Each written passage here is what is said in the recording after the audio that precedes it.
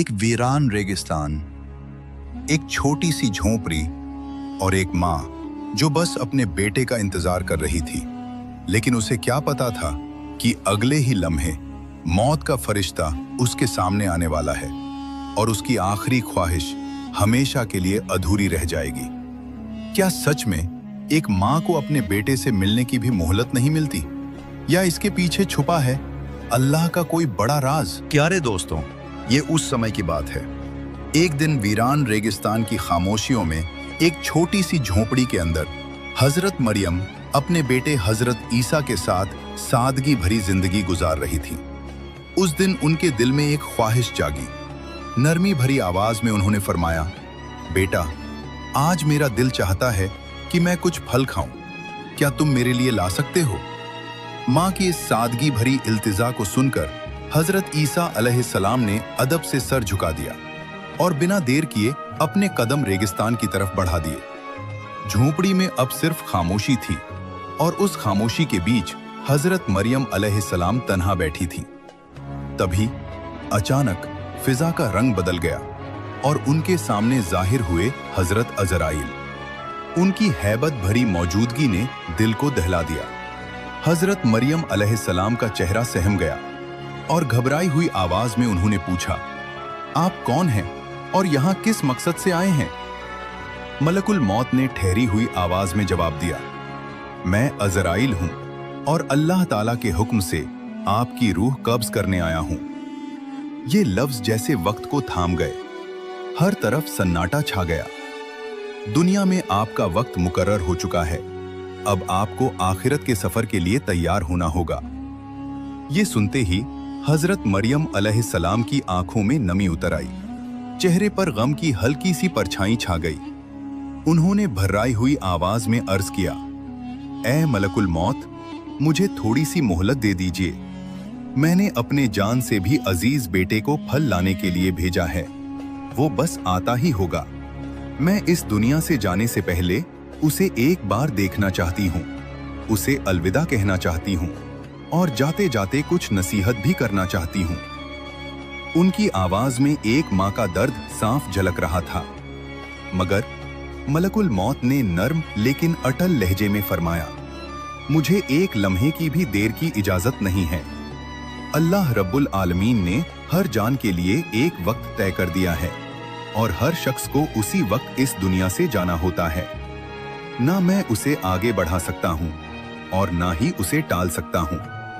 मुझे अभी और इसी वक्त आपकी रूह कब्ज करनी होगी। ये सुनकर हजरत मरियम अलैहिस्सलाम ने गहरी सांस ली और फिर सब्र के साथ फरमाया, मैं मौत से नहीं डरती और ना ही अपने रब के हुक्म से इनकार करने वाली हूँ।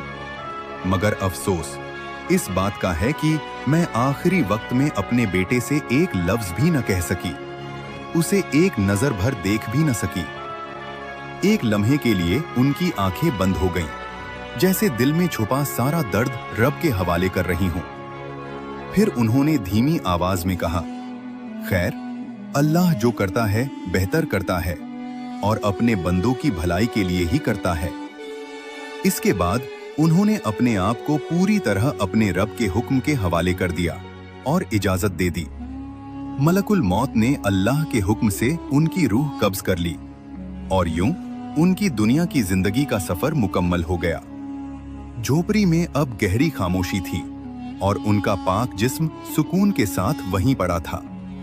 कुछ ही देर बाद रेगिस्तान की तपती रेत पर चलते हुए हजरत ईसा अलैहिस्सलाम फल लेकर वापस लौटे। उन्होंने अपनी वालिदा को खामोश लेटा हुआ देखा तो समझे कि शायद वो आराम कर रही हैं। उन्होंने उन्हें जगाना मुनासिब न समझा, मगर जब काफी देर तक कोई हरकत न हुई तो वो पास आए और धीरे से अपनी मां को हिलाया। उसी लम्हे हकीकत ने जैसे दिल को चीर कर रख दिया। उनकी पाक रूह इस फानी दुनिया से रुखसत हो चुकी थी। ये मंजर देखते ही हजरत ईसा अलैहिस्सलाम का दिल टूट गया। गम का समंदर उनकी आंखों से छलक पड़ा और वो अपनी मां के गम में फूट फूट कर रो पड़े। उनकी सिसकियों में ऐसा दर्द था कि माहौल भी गमगीन हो गया। यहाँ तक कि परिंदे और जानवर भी बेचैन हो उठे। कुछ देर बाद जब गम का तूफान थोड़ा थमा तो उन्होंने सोचा अब अपनी वालिदा के जनाजे और दफन का इंतजाम करना चाहिए। मगर परेशानी यह थी कि वहां दूर दूर तक कोई इंसान मौजूद नहीं था।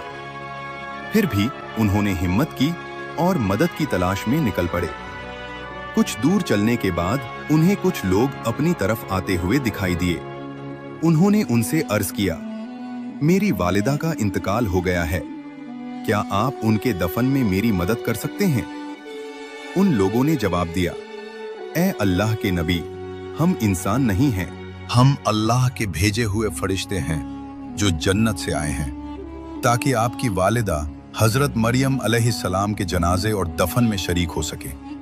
हम उनके कफन, खुशबूदार अत्तर और दफन का सारा सामान साथ लाए हैं। ये सुनकर दिल को कुछ सुकून मिला और फिर फरिश्तों की मदद से हजरत ईसा अलैहिस्सलाम ने अपनी वालिदा का जनाजा और दफन मुकम्मल किया। अपनी वालिदा के इंतकाल के बाद हजरत ईसा भारी दिल के साथ बैतुल मुकद्दस की तरफ लौट आए। वहां की फिजा में इबादत की सुकून भरी खामोशी थी, मगर उनके दिल में मां की जुदाई का दर्द अब भी ताजा था। कुछ वक्त यूं ही गुजर गया। फिर एक मुकद्दस लम्हा आया जब अल्लाह रब्बुल आलमीन की तरफ से उन पर वही नाजिल हुई। रूहानी नूर से उनका दिल रोशन हो गया और उन्हें अता की गई एक नई शरीयत और एक मुकद्दस किताब, इंजील। अल्लाह ताला की तरफ से हुक्म हुआ, ए ईसा, अब तुम इस नई शरीयत और इस किताब के मुताबिक लोगों को दीन हक की तरफ बुलाते रहो। ये एक अजीम जिम्मेदारी थी और एक बड़ा इम्तिहान भी। एक दिन एक बड़ी महफिल सजी हुई थी। लोग चारों तरफ बैठे थे और उसी महफिल में हजरत ईसा अलैहिस्सलाम खड़े हुए। उनकी आवाज में यकीन था और लहजे में सच्चाई।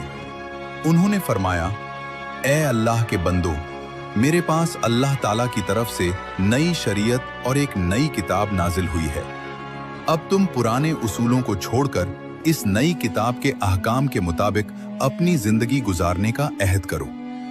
उनकी यह बात जैसे ही लोगों के कानों तक पहुंची, महफिल का माहौल बदल गया।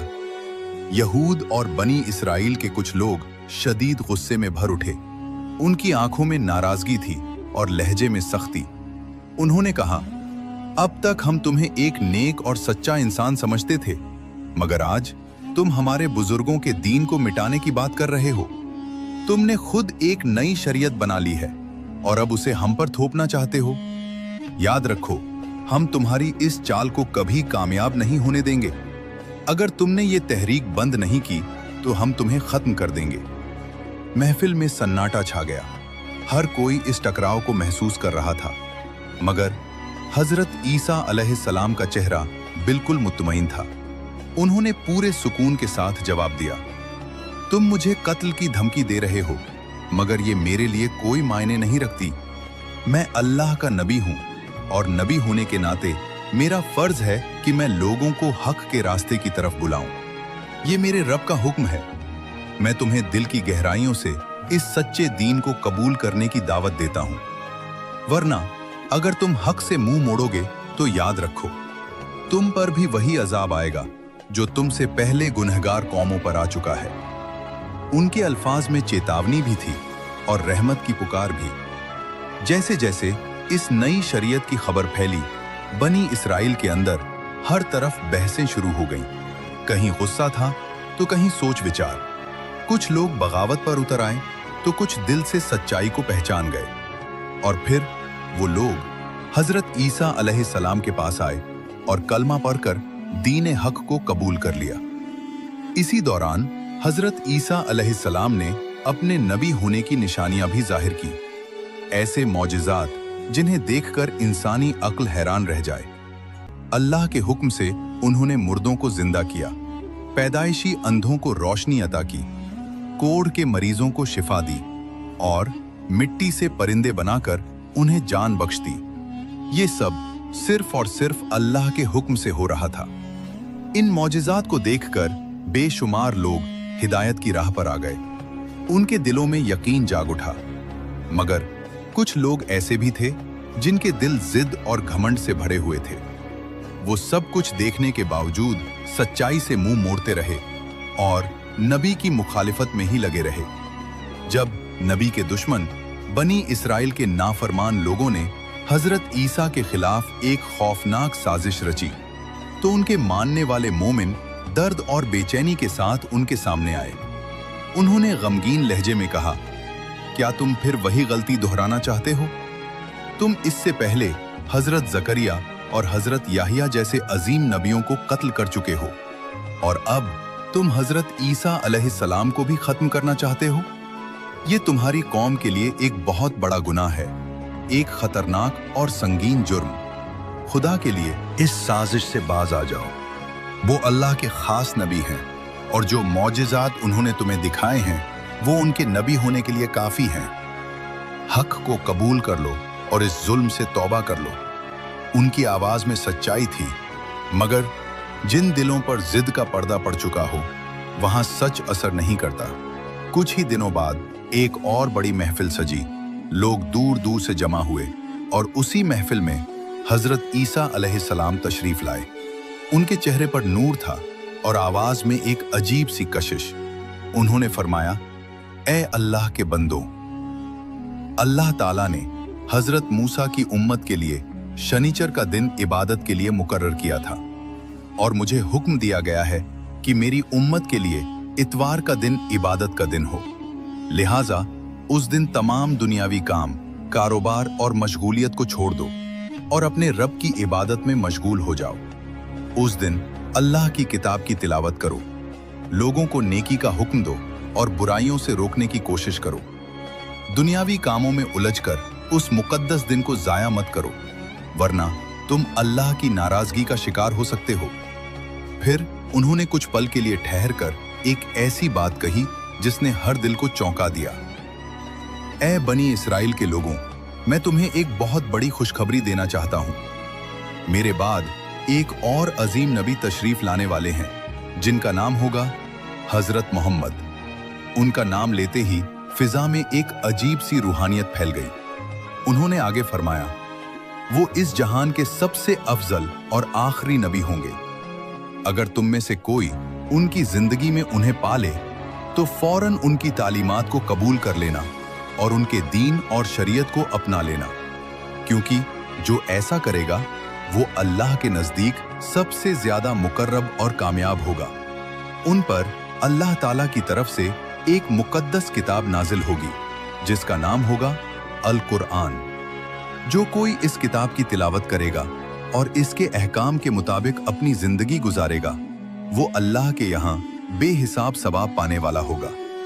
तुम सब उस मुबारक नबी पर दिल की गहराइयों से दुरूद और सलाम भेजते रहना, क्योंकि वो ऐसे नबी हैं जिन पर खुद अल्लाह ताला और उसके तमाम फरिश्ते दुरूद भेजते हैं। फिर उन्होंने और भी अजीम अंदाज में फरमाया, वो नबी अल्लाह के हबीब और उसके महबूब हैं। उनकी शान इतनी बुलंद है कि अगर अल्लाह उन्हें पैदा न करता तो ना ये आसमान होता, ना ये जमीन और ना ही ये जहान। ये अल्फाज उनकी मोहब्बत और अकीदत का सबूत थे। फिर एक नबी होने के बावजूद उन्होंने एक ऐसी आरजू जाहिर की जो दिल को छू लेने वाली थी। मैं एक नबी होते हुए भी ये तमन्ना रखता हूँ कि काश मुझे उनकी उम्मत में शामिल होने की नेमत मिल जाती।